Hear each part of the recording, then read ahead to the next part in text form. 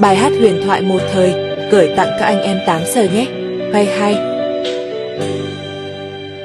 Mai thầm em đi về vườn nào chốn xa xôi, theo người ta em đi tìm hạnh phúc mới, để lại đành đơn côi lẽ loi một bóng hình, vẫn nghe tình vẫn cứ đắng trên bờ môi. Thời gian trôi nghiêng ngang tình xưa sao chẳng hỏi cùng, ôm niềm đau lang thang đường về khuất lối.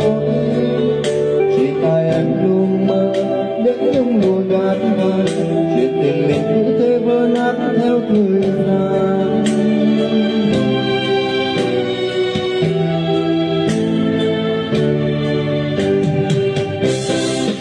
Rồi bàn tay của em chúc em được bình yên trong cuộc đời, được nhiều hạnh phúc từng cầu cho em được tiếng vui chẳng khi nào gặp một người đường đời của em hạnh phúc vô cùng. Bàn tay em rơi trôi đây một mình anh ôm lặng thầm, còn gì nữa đâu có nghĩ chung bên nhau. Vẫn chẳng biết chờ tan anh sau khi một mình tàn